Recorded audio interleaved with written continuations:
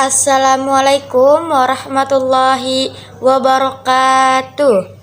Halo teman-teman, kembali lagi bersama saya Risma Triana Dewi. Pada kesempatan kali ini bersama-sama kita akan belajar mengenai profesi kependidikan. Apa itu pengertian profesi kependidikan atau profesi guru? Nah, profesi guru adalah jabatan profesional yang memiliki tugas pokok dalam suatu pembelajaran. Nah, tugas pokok tersebut mencakup apa aja? Tugas pokok tersebut mencakup keseluruhan unsur proses pendidikan dan peserta didik. Kemudian, tugas pokok itu hanya dapat dilakukan secara profesional bila persyaratan profesional yang dapat ditetapkan terpenuhi. Nah, kemudian yang kedua ada hak dan kewajiban guru. Nah, hak dan kewajiban guru itu apa? Hak guru dalam menjalankan profesinya, guru memiliki hak dan kewajiban yang harus diperhatikan. Dalam Undang-Undang Nomor 14 Tahun 2005 tentang guru dan dosen, pada bagian kedua mengenai hak dan kewajiban pasal 14. Nah, apa aja itu hak guru? Nah, adapun hak yang dimiliki seorang guru yaitu yang pertama, memperoleh penghasilan di atas kebutuhan hidup minimum dan jaminan kesejahteraan sosial. Nah, jadi guru itu harus memperoleh penghasilan. Nah, penghasilan ini sesuai dengan kepuasan hati, tidak bisa diukur. Kemudian yang B, yang kedua yaitu memperoleh dan memanfaatkan sarana dan prasarana pembelajaran untuk menunjang kelancaran tugas keprofesionalan. Nah, jadi guru tuh punya hak untuk bisa memanfaatkan sarana dan prasarana yang tersedia. Tujuannya untuk menunjang kelancaran proses pembelajaran. Nah, kemudian hak guru yang ketiga yaitu memperoleh kesempatan untuk mengembangkan dan meningkatkan kualifikasi akademik dan kompetensi. Nah, jadi guru pun mempunyai hak untuk mengembangkan dirinya, mengembangkan potensi yang beliau punya, seperti itu. Kemudian yang selanjutnya yaitu kewajiban guru. Apa aja itu yang termasuk kewajiban guru? Nah, yang pertama ada melaksanakan proses pembelajaran yang bermutu serta menilai dan mengevaluasi hasil pembelajaran.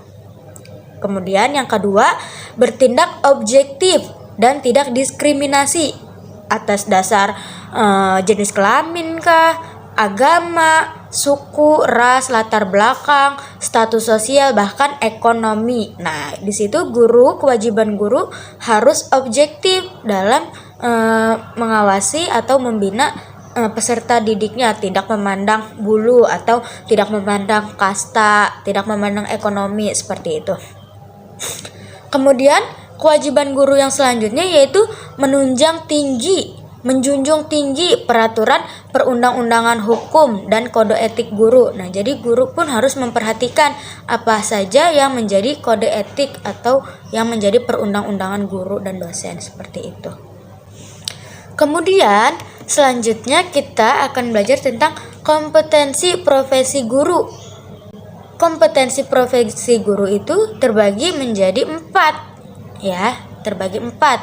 Yang pertama yaitu kompetensi pedagogik. Apa itu, Bu, kompetensi pedagogik? Nah, kompetensi pedagogik adalah kemampuan dasar guru dalam mengelola pembelajaran peserta didik. Nah, contohnya kemampuan memahami peserta didik, kemampuan merencanakan, dan kemampuan mengembangkan peserta didik untuk mengaktualisasikan berbagai potensi yang dimilikinya, serta kemampuan melakukan penilaian. Nah, itu yang termasuk kompetensi pedagogik. Kemudian ada kompetensi profesional. Apa itu kompetensi profesional? Nah, menurut Suharismi Arikunto, kompetensi profesional guru memiliki pengetahuan yang luas. Nah, yang luas serta mendalam tentang mata pelajar yang diampu dan yang akan diajarkan, serta memiliki pengetahuan konsep teoritik, mampu memilih metode yang tepat, serta mampu menggunakannya, tidak hanya memilih. Nah, seperti apa? Nah, seperti kemampuan mengelola kelas, guru menguasai landasan-landasan kependidikan, nah, serta guru mengenal dan mampu ikut menyelenggarakan administrasi sekolah. Nah, itu yang menjadi kompetensi profesional. Kemudian kita belajar tentang kompetensi kepribadian. Nah, kompetensi kepribadian guru merupakan faktor terpenting bagi keberhasilan belajar anak didik. Dalam kepribadiannya itu termasuk menjadi kepribadian kompetensi guru. Nah, dalam kaitannya ini Zakiyah Darajat dalam Syah tahun 2000 pada bukunya halaman 225 sampai 226 menegaskan bahwa kepribadianlah yang akan menentukan apakah ia menjadi pendidik dan pembina yang baik bagi anak didiknya ataukah akan menjadi perusak atau penghancur bagi masa depan anak didiknya, terutama anak didik yang masih kecil atau yang masih tingkat dasar. Nah, dalam Undang-Undang Guru dan Dosen dikemukakan kompetensi kepribadian guru itu ada kemampuan kepribadian yang mantap, kemudian berakhlak mulia, arif, dan berwibawa, serta menjadi teladan bagi peserta didiknya. Nah, itu merupakan kompetensi kepribadian seorang tenaga pendidik atau profesi guru. Kemudian yang terakhir ada kompetensi sosial. Nah, kompetensi sosial merupakan kemampuan guru untuk berkomunikasi dan berinteraksi secara harmonis dengan peserta didik, kemudian dengan sesama tenaga pendidik, dengan wali murid, atau dengan masyarakat sekitar. Nah, kompetensi sosial yang harus dikuasai guru yaitu yang pertama ada berkomunikasi lisan dan tulisan atau isyarat secara santun. Nah, yang kedua itu menunjukkan pribadi yang dewasa dan teladan. Kemudian yang ketiga bergaul secara efektif dengan peserta didik, sesama pendidik, wali murid, atau bahkan masyarakat umum.